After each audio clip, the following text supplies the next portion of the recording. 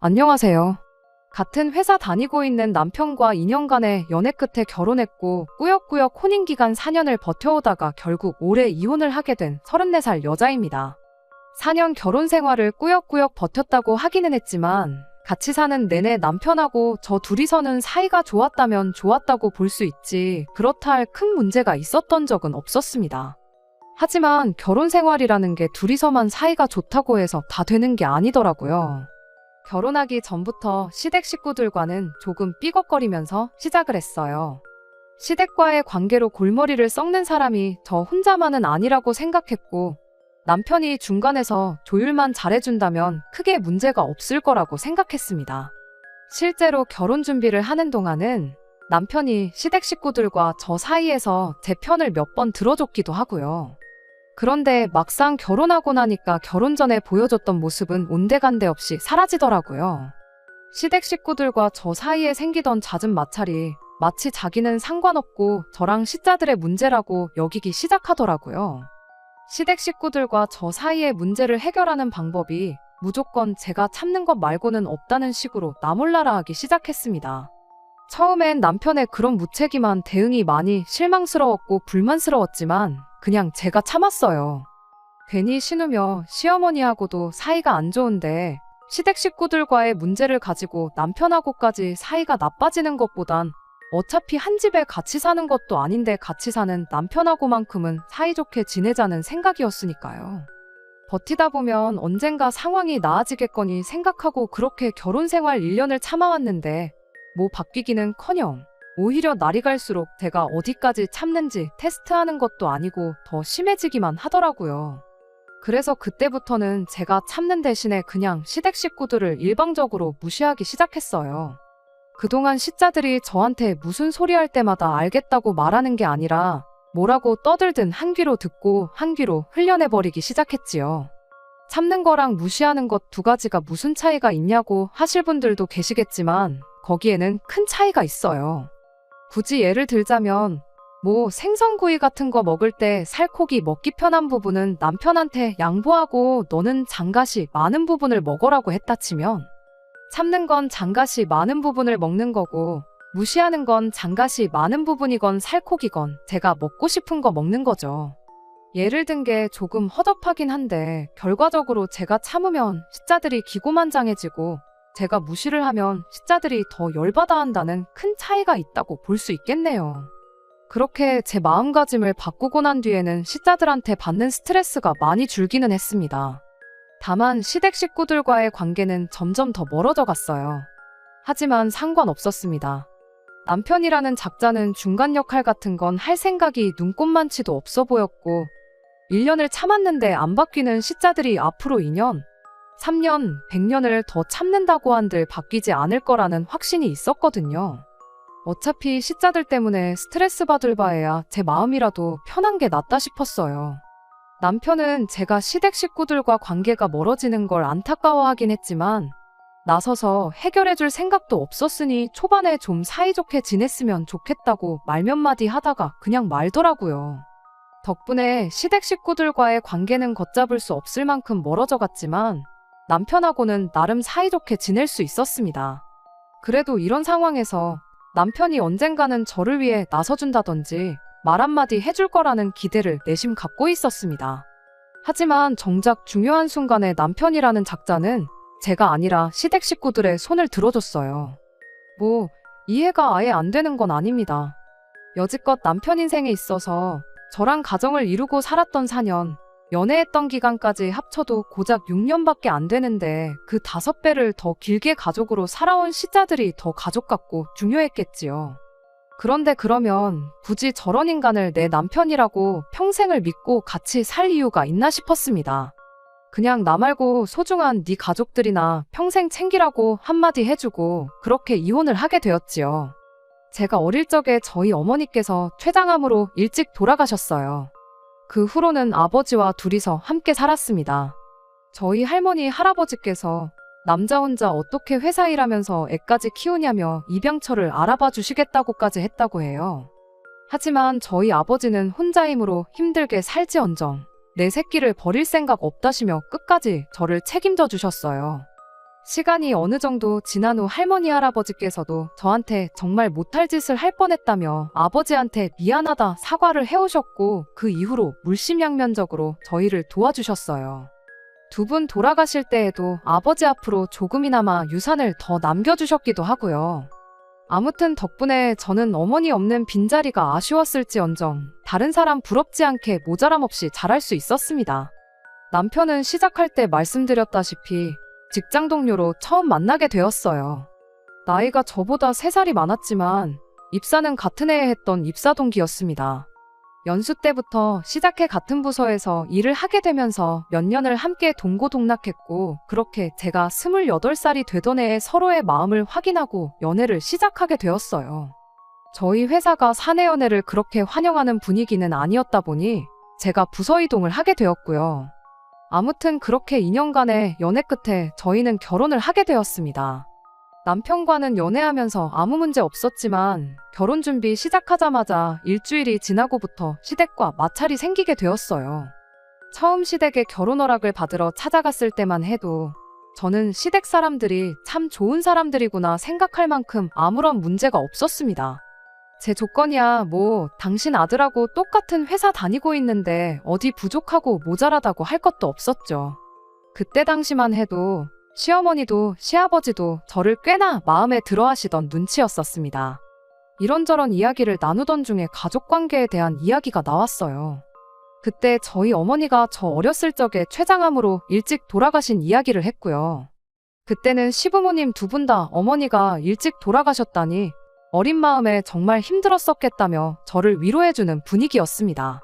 그것만 봐도 시부모님 되실 분들이 인품이 훌륭하신 분들이라고 생각했고 남편이 좋은 사람이니 역시나 그 부모인 사람들도 당연히 좋은 사람들이구나 그렇게 생각을 했어요. 그런데 고작 일주일 만에 상황이 완전히 달라지게 되었습니다. 갑작스럽게 시어머니가 저희를 좀 봐야겠으니 퇴근하면 다른 데 갈 생각 말고 시댁으로 곧바로 오라는 연락을 해왔었어요. 왜? 목소리만 들어도 그 사람 기분이 어떤지 알 수 있잖아요. 무슨 상황인지는 전혀 짐작이 가지 않았지만 시어머니 말투가 다급하고 잔뜩 열이 받아 있는 느낌이었다 보니 퇴근하자마자 남편과 부랴부랴 시댁으로 향했습니다. 시댁에 도착했는데 시어머니가 거실 소파에 양팔을 꼬고 앉아서는 저를 무슨 대역죄인이라도 되는 것 마냥 도끼눈을 하고 째려보고 있었습니다. 지난 일주일 동안 제가 무슨 큰 실수라도 했나? 아무리 생각을 해봐도 시댁과 연관지어서 제가 잘못된 행동을 한 게 하나도 없었어요. 그런데 얼마 안 있어서 이 모든 게 신우 때문에 나게 되었다는 걸 알게 되었습니다. 남편 아래로 저보다도 1살 어린 싸가지였고 허세만 가득한 신우가 한 명 있어요. 그런 성격적인 거 둘째치고 그래도 신우가 외모 하나만큼은 정말 이쁘장하게 생겼거든요. 그 잘난 외모로 그때 당시 의사 남자친구를 만나고 있었고요. 제가 시댁에 처음 인사를 드리러 간 날 이후에 신우가 그 의사 남자친구를 만나서 저에 대한 이야기를 했었나 봐요. 그러면서 자연스럽게 저희 어머니가 췌장암으로 돌아가셨다는 이야기까지 나왔나 본데 그 의사 남자친구가 신우에게 말해주길 췌장암은 가족력이 있다는 이야기를 해줬는가 봐요. 뭐 결혼을 반대하라고 아기를 가지고 했던 말은 아니고 그냥 알고나 있으라고 말해준 것 같긴 한데 시댁에서는 이걸 엄청 심각한 상황처럼 받아들였던 것 같아요. 어떻게 그런 사실을 당신들한테 숨길 수가 있냐면서 저를 나무라기 시작했으니까요. 솔직히 저는 시어머니가 저를 무슨 예비 암 환자처럼 대우를 하는 게 도무지 이해가 가지 않았습니다. 저희 어머니가 췌장암 때문에 돌아가셨다는 사실을 숨기지 않았는데 그게 가족력이 있는 병이라는 걸 말을 안 했다는 게 그렇게 큰 잘못인가 싶었거든요. 그리고 솔직히 그때까지만 해도 그게 가족력이 있는 병이라는 사실을 저도 모르고 있었기도 하고요. 게다가 가족력이 있다고 한들 제가 무조건 말년에 그 병으로 죽게 된다는 게 아니잖아요. 남편도 그때는 제 편을 들어줬어요. 가족력이 있다고 한들 무조건 똑같은 병으로 고생하는 거 아니지 않냐고. 오히려 가족력으로 따지면 우리 집도 골다공증 환자가 여럿 있지 않느냐고 무슨 말씀을 그렇게 하시냐고 제 편에 서서 목소리를 내줬어요. 시어머니는 너 세상에 골다공증으로 죽는 사람 봤냐고. 근데 췌장암은 이야기가 다르지 않냐? 이야기 들어보니 암 중에서도 가장 악독한 암이라고 한다더라 하면서 남편 말을 딱 잘라내더군요. 이어서 시어머니는 당신이 알아보니까 암 치료하려면 돈도 엄청 깨지고 그런다는데 미래가 너무 뻔히 보이는 결혼을 어떻게 허락할 수가 있겠느냐며 열변을 토하기 시작했어요. 가족력 있을 수 있죠. 저보다 똑똑하신 분들이 여러 케이스들 보면서 연구하고 논문까지 내고 그러셨는데 그게 틀렸다고 부정하지는 않습니다. 말이 씨가 된다고 하니까 별로 제 입으로 말하고 싶지는 않지만 시어머니가 걱정하는 것처럼 진짜 나중에 가서 제가 어머니랑 같은 이유로 병원 신세를 질 수도 있을 테죠. 그런데 제가 지금 이미 환자인 상태라면 말을 않겠지만 사지멀쩡하고 건강하다 못해 잔병치레도 하나 없어서 이날이 때껏 학교도 개근했고 회사도 한번 빠져본 적 없는 사람이거든요. 그런데 구덕이 무서워서 장 못 담근다더니 이런 일로 결혼을 반대하는 게 정말 어처구니가 없었습니다. 남편은 계속해서 제 편을 들어줬어요. 시어머니한테 그건 너무 멀리 간 거 아니냐고, 앞으로 걸릴지 안 걸릴지도 모르는 걸 가지고 그러시는 게 어디 있냐. 지난주에 결혼 허락 받으면서 이제 모든 회사 사람들이 우리 결혼 준비 시작하게 된 거 다 알고 있다. 몇몇 직원들한테는 벌써 선물도 받고 그랬는데 그런 말도 안 되는 이유로 이 결혼이 엎어지면 자기가 앞으로 회사 사람들한테는 뭐라고 설명할 것이며 앞으로 회사에서 제 얼굴은 어떻게 보고 또 자기가 얼굴을 어떻게 들고 다니겠냐며 시어머니를 설득하기 시작했어요. 남편이 그때 파혼을 하기 싫어했던 이유가 시어머니의 황당한 억지를 받아들일 수 없다기보단 다 회사에서 자기 체면 때문에 그랬다는 게 참 어떻게 보면 우리 결혼의 끝은 이미 그때부터 정해져 있던 거나 마찬가지가 아니었나 싶지만 솔직히 저 또한 이렇게 파혼하면 회사 사람들한테는 어떻게 설명을 해야 하나 그 생각을 했었으니 이 부분에 대해서는 저도 할 말이 없네요. 아무튼 어이없는 이유였지만 어쨌든 집안 반대에도 불구하고 남편이 계속적으로 시어머니를 설득했어요. 자식이기는 부모 없다는 말처럼 결국 남편은 시어머니의 허락을 받아냈습니다. 지금이야 이혼했지만 그때 생각하면 남편에게 확실하게 고마운 마음도 있었어요. 부모님의 뜻을 꺾어가면서까지 저와 결혼을 하겠다는 사람이었으니 앞으로 제 결혼 생활은 행복할 것이라 믿어 의심치 않았죠. 시어머니가 반대하던 결혼을 다시 허락해주면서 내건 조건이 하나 있었어요. 결혼 후에는 각자의 수입을 각자가 서로 관리할 것이었습니다. 더 쉽게 풀어 말하자면 결혼식 올릴 때까지 들어가는 비용은 같이 부담하되 결혼하고 나면 네 돈은 네 돈이고 내 돈은 내 돈이다. 확실하게 선을 그어서 살라는 말이었습니다. 설명해주지 않아도 딱 감이 오는 게 있었어요. 만에 하나 가까운 미래던 먼 미래던 간에 제 몸에 이상이 생기거든. 내 아들이 피땀 흘려 벌어온 돈으로 입원할 생각 말고 병원비나 치료비 모두 제가 모아놓은 돈으로 부담하라는 뜻이었습니다. 다만 당장 결혼할 때 들어가는 비용은 얼마가 들어갈지 모르는데 일단 큰 돈이 들어갈 것 같으니 그건 같이 부담하라는 소리겠고요. 거기까지는 알겠다고 했습니다. 제가 미래에 아프지 않는다는 확신은 없었지만 솔직히 사람 일이 어떻게 될지 누가 아나요. 평생을 담배 한 대 입에 물어본 적 없는 사람도 폐암에 걸릴 수 있다잖아요. 그저 남편이 저를 위해 이만큼 해줬으니 저도 어느 정도는 양보하는 게 맞다고 생각했습니다. 대신 저도 무조건 시어머니 말을 따르지는 않았습니다. 결혼할 때 결혼 비용은 같이 부담하라고 하셨는데 그것까지 따로 하겠다고 했지요. 저희 아버지가 할머니 할아버지 돌아가시면서 두 분 살고 계시던 아파트를 물려받으셨거든요. 아버지는 항상 결혼하면 그 집을 저한테 주겠다고 하셨고요. 그래서 거기에 신혼살림을 차리기로 했어요. 대신 증여를 받는 게 아니고 아버지가 남편한테 전세를 주는 걸로 하기로 했습니다.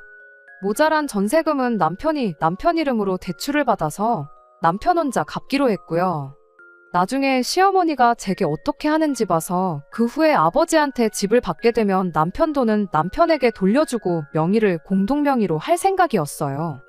남편도 어쨌든 집을 그렇게 마련하게 된다면 돈을 엄청 아낄 수 있다는 걸 알았기에 아무 불만 없이 그렇게 하겠다고 했고요.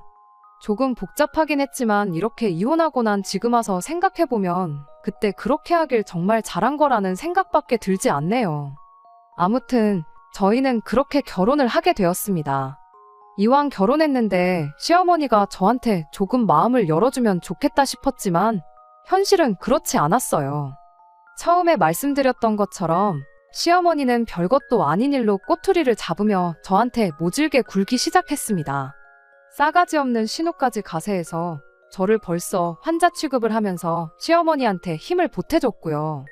그토록 힘들게 저를 위해 결혼을 허락받아와줬던 남편은 언제 그랬냐는 듯 저 시자들과 저 사이의 갈등에 자기는 마치 제 3자인 척 모르쇠로 일관하기 시작했습니다.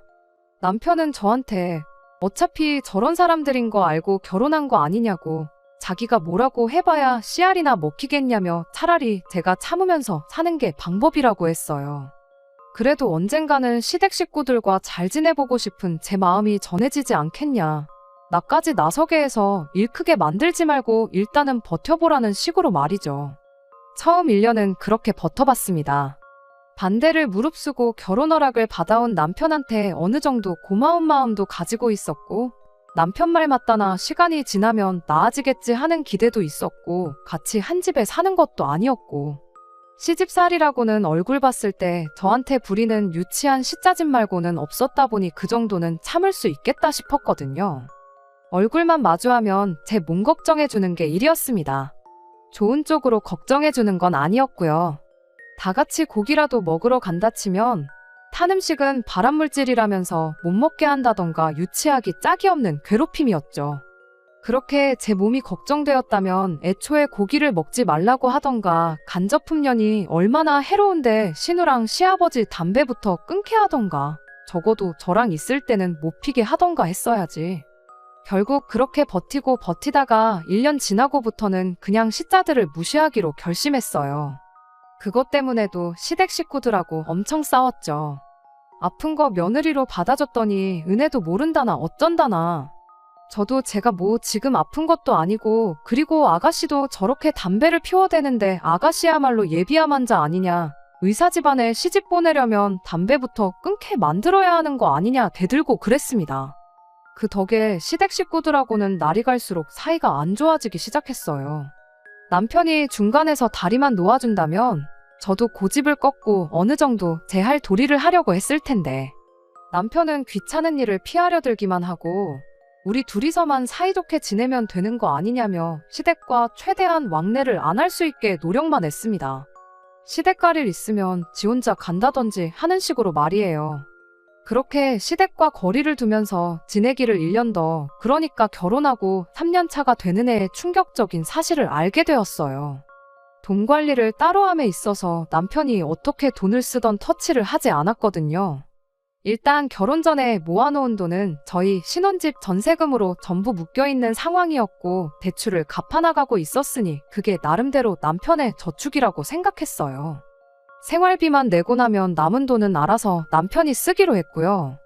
그게 달에 120만 원 정도였는데 저랑 결혼한 이래로 그 돈이 전부 시댁으로, 정확히 말하자면 신우의 품위유지비로 들어가고 있었다는 사실을 알게 되었습니다. 어쩐지 안 그래도 딱히 직장도 없이 아르바이트만 하면서 잘 벌어봐야 한 달에 100만 원 정도 벌겠나 싶었던 신우가 벌이에 맞지 않는 사치를 부릴 때부터 무슨 돈으로 저러고 다니나 싶었었거든요. 저는 당연히 남자친구가 의사래니까 신우한테 돈을 좀 쓰는가 보다 싶었어요. 그런데 알고 보니 의사 남자친구가 병원 개업을 하려면 돈이 엄청 많이 필요하다고 버는 족족이 모으고 있는 상황이라 신우한테 돈을 거의 안 쓴다고 하더라고요. 힘들게 공부해서 겨우겨우 의사가 됐는데 그렇게 번 돈을 왜 신우한테 퍼주는가 싶었거든요. 헛똑똑이인 줄 알았는데 역시 배운 사람은 달라도 뭐가 다르긴 하구나 싶었습니다. 아무튼 그 의사 남자친구가 신우한테 돈을 안 쓰는 것과 남편이 신우 품위유지비랍시고 돈을 퍼주고 있는 게 무슨 상관인가 싶으신 분들도 계실 텐데, 거기에는 다 이유가 있었습니다. 당시 신우가 이 의사 남자친구하고 연애만 5년 차였어요. 그리고 그렇게 5년을 만나는 동안 데이트 비용이며 뭐며 전부 신우가 내고 있었던 겁니다. 그 과정에서 시부모님 돈도 어마무시하게 뜯어다가 썼나 보더라고요. 시부모님 돈까지 썼는데 그 와중에 품위유지비랍시고 남편한테 돈을 뜯어갔던 건 말 그대로 품위유지를 하려고였어요. 집에 돈이 없다는 느낌을 받으면 모처럼 의사 남자친구 만들었는데 결혼 생각을 안 할까봐 명품으로 치장을 하고 다녔던 거고요. 남편과 시어머니가 신우한테 그렇게 돈을 퍼줬던 건 신우를 특별히 아껴서가 아니라 의사매제, 의사사위를 보기 위한 두 사람의 선행투자 같은 것이었어요. 아무튼 어떻게 남편 돈이 신우한테 전부 가고 있었다는 사실을 알게 되었냐면 남편이 난데없이 아버지한테 들어가 있는 자기 돈, 그러니까 전세금으로 묶여있는 돈을 찾아가면 안 되겠냐고 저에게 부탁을 해오면서였습니다. 갑자기 그런 큰 돈을 빼달라는데 당연히 이유를 물어보지 않을 수가 없었어요. 남편은 그제서야 신우와 신우 남자친구의 얽힌 이야기를 해줬고요.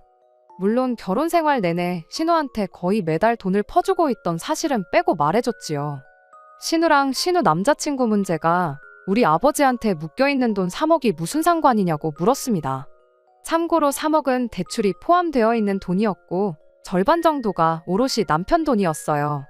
그때 신우랑 의사 남자친구 사이에 얽힌 이야기를 구구절절히 해줬어요. 그리고 지금 필요하다는 돈은 신우 남자친구가 타고 다닐 외제차 한 대 뽑아줄 돈이랍니다.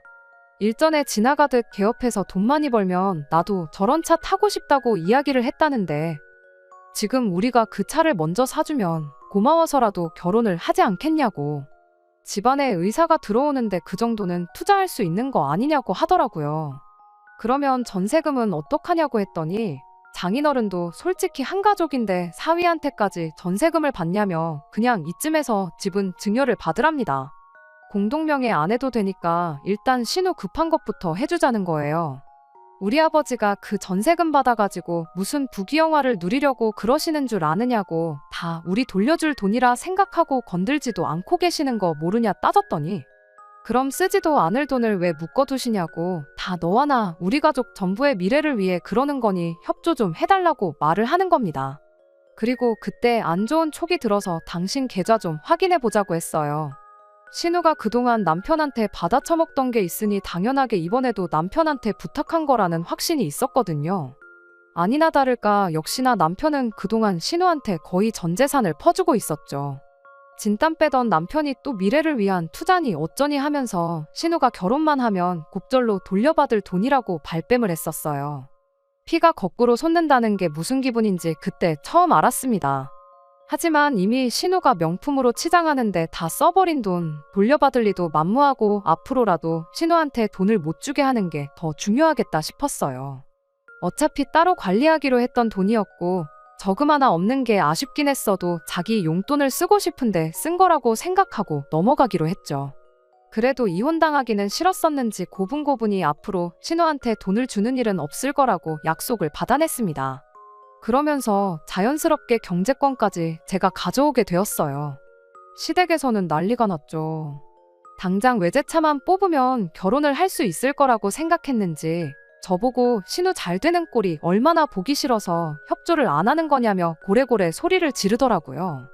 여태까지 남편 돈 뜯어간 거면 충분히 협조할 만큼 했다 싶고 설령 아가씨가 그 의사 선생님하고 잘 된다고 해도 나는 거기에서 떡고물 하나 얻어갈 생각 없으니까 그리 알라고 했습니다. 이러나 저러나 남편 돈은 제가 쥐고 있었으니 시댁에서는 열불이 터지겠지만 아들을 이혼시키기 전까지는 어쩔 수 없는 걸 알고 금세 포기를 했어요. 돈 없으면 어련히 안 하겠거니 했는데 기어코 시댁집을 담보로 대출을 받아서 그 차를 뽑아내더라고요. 의사 남자친구가 타고 다닐 차긴 했지만 일단 명의는 신우 명의로 해놨다고 하고요. 대출받은 돈을 깔고 차도 할부로 질러서 달달이 얼마씩 내야 했다나 뭐라나. 아무튼 신우가 헛돈 쓰는 데는 저는 더 이상 관여를 안 하기로 했다 보니 정확히 얼마를 했는지는 모릅니다. 원래도 시댁과 왕래가 따로 없긴 했지만 그 이후에는 남편도 무슨 가족의 배신자 취급을 받으면서 시댁 식구들하고 멀어졌지요. 어차피 안 좋은 사이인데 더 나빠져봐야 뭐가 다르겠냐 싶었는데 그로부터 반년이 채 지나지 않아서 시댁과는 연을 끊게 될 정도로 사이가 나빠지게 되었습니다. 시어머니가 신우를 대동해서 몸소 저희 집까지 찾아왔어요. 들어오자마자 다짜고짜 제 머리채부터 잡으려고 하더라고요. 무슨 일 때문에 저러나 싶었는데 신우의 의사 남자친구가 결혼할 사람이 생겼다고 신우한테 그만 만나자고 이별 통보를 해왔다는 겁니다. 그러면 5년 동안 신우를 가지고 논 그 의사 머리채를 잡아야지 여긴 왜 와서 그러냐고 따졌죠. 결국엔 차까지 뽑아줬는데도 결혼 못한 건데 왜 나한테 와서 따지냐고 했죠. 애초에 신우한테 명품 처발라주고 몇백만 원치 피부 관리해주고 그럴 돈이 있었으면 학원 같은 데 보내서 문자라도 하나 더 가르쳐주고 예의범절 공부 같은 것만 시켰어야 했다는 걸 모르시냐. 돈이 없더라도 지성과 인품을 갖추고 있으면 허세 부리고 머리가 텅텅 비어있는 것보다 조금이나마 결혼할 확률이 올라가지 않았겠냐 따졌습니다. 온갖 비싼 명품과 금은 보화로 몸을 칭칭 감아놓아봐야 그 싸구려 인성이 감춰지는 거 아니라고 한마디 해줬더니 아주 시어머니랑 신우가 고래고래 소리를 지르면서 둘이서 달려들더라고요. 남편이 두 사람을 저에게서 떼어놓는 것만도 엄청 애를 먹었습니다. 하루아침에 갑자기 결혼할 사람이 생겼다고 이별 통보를 했다는 건 애초에 신우를 결혼 상대로 생각한 적이 한 번도 없었다는 소리라고. 얼굴 반반하지 가만히 있어도 데이트 비용이며 뭐며 돈까지 다 내주는데 만날 만큼 만나다가 헤어진 거라고. 보나마나 뭐 개원해준다는 집구석이라도 나타난 거 아니겠냐. 그래서 신우랑 볼장 다 봤으니까 그쪽으로 갈아탄 거 아니냐고 한마디 했습니다. 이제 그만 꿈 깨고 외제차라도 빨리 반납을 하던지 중고매물로 넘기든지 해서 현금부터 확보하고 집담보로 받은 대출부터 어떻게 하시라고 진심 어린 충고도 해줬습니다. 머리끄덩이까지 잡힐 뻔했는데 두 번 다시 안 볼 각오로 조금 세게 말한 건 사실이에요. 그 정도로 해야지 정신을 차리던가 아니면 진짜로 연을 끊던가 확실한 결과가 나올 거라 생각했으니까요. 사실 이 상황에서 가장 나쁜 건 그 누구도 아니고 5년 동안 있는 대로 신우 단물만 쪽 빨아먹은 그 의사 남자친구가 나쁜 사람이었죠. 사실상 제 결혼 생활이 꼬이기 시작한 것도 그 사람이 지나가면서 던진 가족력 이야기 때문이나 마찬가지기도 했으니까요. 원망할 사람은 따로 있는데 그 사람은 제껴두고 가족들끼리 이러고 있는 상황이 저도 좋지만은 않았습니다. 결과적으로는 시댁과 영영 연을 끊고 살기로 했어요. 그렇게 되었다고 한들 제 인생에서 크게 달라지는 건 없었습니다. 어차피 안 보고 지내던 사람들, 봐봤자 좋을 것 하나 없던 사람들하고 공식적으로 안 보고 지내게 되었는데 차라리 좋으면 좋은 일이지 나쁜 건 하나도 없었죠. 남편도 그 와중에 저를 선택해줬고 신우랑 시어머니가 그 난리를 치고 돌아간 뒤에 이왕 이렇게 된 거 우리 둘이서만이라도 잘 살아보자고 저를 다독여주기도 했고요. 실제로 그 후로 반년간은 남편과 둘이서 정말 더할 나위 없이 좋은 결혼 생활을 보냈습니다. 제 인생에서 시자들 2명이 없어졌을 뿐인데 이렇게 좋을 수가 없더라고요. 그런데 그 행복도 잠시 제 인생 최악의 불행이 찾아오게 되었습니다. 저희 아버지께서 뺑소니 사고를 당하시면서 정말 준비할 틈도 없이 세상을 떠나셨거든요. 저희 결혼 생활도 경제적으로나 정서적으로나 안정기에 접어들고 있었고 이제 손주도 보여드리고 그동안 저를 키워주신 은혜를 갚을 계획이었는데 그럴 틈도 없이 허망하게 세상을 떠나셨어요. 넋이 나간 상태로 장례식장에서 펑펑 울고 있는데 시부모님이랑 신우가 찾아왔어요. 남편 연락받고 허겁지겁 왔다더라고요. 일부러 와줘서 고마운 마음도 없었고 여기가 어디라고 왔냐고 따져물을 기운도 없었습니다. 장례식 끝나고 나서 남편이 시댁 식구들을 부른 이유가 아무리 사이가 안 좋아도 연락은 당연히 해야 하는 게 맞는 것 같고 혹시나 이게 기회가 돼서 가족들과 관계를 회복하는 계기가 되지 않겠냐는 소리를 하더군요. 아버지가 돌아가셨다고 다시 시댁과 좋게 지낼 이유도 없고 그럴 계획도 없었습니다. 다만 정말로 그걸 가지고 남편한테 뭐라고 할 만큼도 힘이 나질 않아서 그냥 넘어갔어요. 남편은 이런 제 반응을 가지고 제가 수긍을 했다고 혼자서 착각을 했었나 봐요. 그렇게 아버지 좋은 곳에 보내드리고 2주가 지나서였나 남편이 자기랑 같이 어디 좀 가자는 이야기를 하더라고요. 어딘지 말을 안 해주는데 그동안 제가 아버지 일로 기운이 빠져 있었으니 어떻게든 제 기분 좀 좋게 만들어주려고 계획이라도 세워놓은 줄 알았죠. 도착한 곳은 제법 분위기가 괜찮은 레스토랑이었어요. 이 사람도 이 사람 나름대로 노력하는구나 싶어서 저도 애써 밝은 표정 지으면서 신경 써줘서 고맙다 말하고 안으로 들어갔습니다. 그런데 레스토랑 안에 이미 신우와 시부모님이 와서 자리에 앉아 있었습니다. 시어머니 얼굴을 보자마자 기분이 나빠져서 저는 그 길로 밖으로 빠져나왔어요. 어딜 가냐고 저를 붙잡는 남편을 밀치고 뛰쳐나와 그 길로 택시를 타고 집으로 돌아왔습니다. 그런데 기어이 그 인간이 시부모님하고 신우를 집까지 끌고 오더라고요. 잠깐 이야기 정도는 들어볼 수 있지 않냐면서 시어머니한테 기회를 좀 달라고 하는데 이야기 안 들으면 아예 자리 깔고 들어놓을 것 같아서 무슨 소리 하는지만 들어보기로 했습니다. 저희 아버지 일은 유감이다 하면서 마음에도 없는 소리를 하는 걸 보니 분명히 꿍꿍이 속이 따로 있겠구나 싶었는데 아니나 다를까 이제 너한테 남은 가족이라곤 우리들밖에 없지 않니 하면서 말도 안 되는 요구를 해오기 시작했습니다. 연락 없이 지내던 사람이 갑자기 찾아와서 잘하면 솔직히 돈 이야기 말고는 할 게 없잖아요. 역시나였어요. 신우가 의사 남자친구 태워줄 차 뽑아준다고 집을 담보로 받은 대출 3억을 저보고 좀 갚아달라네요. 그리고 이왕 갚아주는 김에 신우 앞으로 1,000만 원 정도만 더 융통해줄 수 없냐고 물어왔고요. 그러면서 자초지종을 말해주는데 참 어이가 없더군요.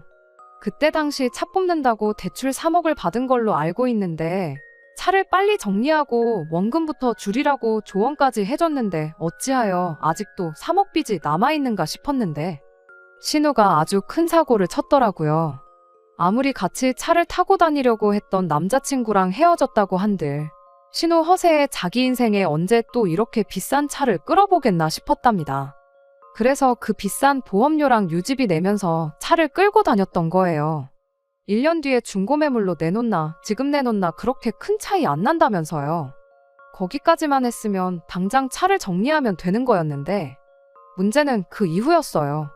신우가 그 의사 남자친구 결혼식장에 쫓아가서 아주 깽판을 치고 왔다고 하더라고요. 알고 보니 갑자기 혼사자리가 생긴 게 아니라 신우랑 만나면서 양다리를 걸치고 있었다나요. 연애는 얼굴 예쁜 여자랑 하고 결혼은 돈 많은 여자랑 하냐고 하면서 아주 결혼식장을 뒤집어 놓았다는데 솔직히 그 의사 남자친구가 상종도 못할 인간 쓰레기인 것도 맞고 5년 동안 없는 형편에 단물만 쪽 빨리고 버림받은 신우가 결혼식장을 뒤집어 놓고 돌아왔다니 내 신우만 아니었다면 잘했다고 완전 사이다라고 칭찬해줬을 일이었죠. 아무튼 덕분에 신우가 예식장에서 업무방해죄로 소송이 걸려서 그쪽으로 내야 할 벌금도 있고 결혼식장 엎어놓으면서 명예훼손으로 민사 걸린 게 있어서 거기에도 줘야 할 벌금도 있고 이래저래 해서 돈이 필요한 상황이랍니다. 벌금이야 얼마 안 되는 돈이지만 진짜 문제는 그 이후였어요.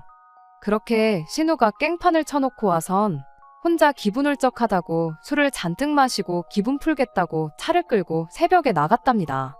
그러다 차 사고가 크게 나면서 폐차 처리를 했다고 그래서 아직도 3억 빚이 그대로 남아있는 거였고요. 돈을 갚아주고 말고를 떠나서 음주 뺑소니 사고로 아버지를 잃은 저한테 찾아와서 음주 사고를 냈으니 돈 좀 어떻게 해줄 수 없냐고 묻는 이 사람들이 정녕 사람인지 인두겁을 쓴 짐승 자식들인지 싶더군요. 다 필요 없으니 당장 내 집에서 꺼지라고 고래고래 소리를 질렀죠. 평소였으면 저한테 똑같이 싫은 소리 하면서 받아쳤을 텐데 당장 저 아니면 동거할 곳이 없으니 아무 말도 못하고 그냥 깨갱하고 꼬리를 내리더라고요. 그런데 결정적인 순간에 믿었던 남편이 시댁의 편을 들어줬어요. 우리 사는 이 집도 장인어른 살던 집에 남은 유산까지 다 받았는데 솔직히 그 돈 해주는 거 지금 형편에 전혀 어려운 게 아니지 않냐고요. 이번에 어머니한테 이 돈 해주면 시모도 그렇고 신우도 그렇고 저를 좋게 봐주지 않겠냐고. 그냥 그 돈 해주고 우리 이제 한 가족답게 사이좋게 지내보는 건 어떻냐는 제안을 하더라고요. 저는 곧바로 남편한테 지난 결혼생활 4년간 받았던 스트레스가 고작 돈 3억이면 해결되는 거였다는 소리냐 따져 물었습니다. 그럴 거였으면 진작에 3억을 해오라 그러지 그랬냐고. 여태껏 네 가족들이 나한테 거품 물고 달려들 때는 나보고 참아달라고 모르는 척하던 인간이 네 가족들이 저러니 화해하고 잘 지내보자고 중간 역할을 해주는 거냐 따졌습니다. 이미 아버지 돌아가신 일로 정신적으로 지쳐있는데 남편까지 저러니 이젠 이 꼴 저 꼴 보기 싫어졌어요. 그래서 그냥 이혼하자고 했습니다. 마침 아버지한테 전세금이라고 묶인 게 3억이지 않냐. 그 돈 그대로 돌려줄 테니 그걸로 니네 엄마 빚도 갚아주고 네 동생 합의금도 내주고 알아서 하라고 했죠. 그랬더니 신우가 옆에서 TV에서 본 건지 어디서 주워들은 건 있어가지고 지 오빠한테 이혼하라고. 이혼하면 우리가 더 이득이라고 아주 불난곳에 기름을 붓더라고요. 뭐가 이득이라고 생각했나 했더니 이혼해서 재산 분할을 하라는 겁니다. 집이 두 채에 여태 모아놓은 돈까지 생각하면 지들이 훨씬 이득이라는 거죠. 어이가 없어서 정말. 뭘 똑바로 알고나 말하라고. 아버지가 물려주신 재산은 분할 대상에 포함되지도 않을 뿐더러 니네 엄마가 결혼 전부터 돈 관리를 따로 하라고 못을 박아준 덕분에 아마 각자 재산도 분할 안 하게 될 수도 있는 거 모르냐고요. 아니, 혹시 모른다고. 결혼하고 나서 모은 돈은 각자가 관리했지만 그 돈을 아가씨 외제차 뽑아주는데 홀랑 날려먹을 뻔한 걸 내가 막아주지 않았냐.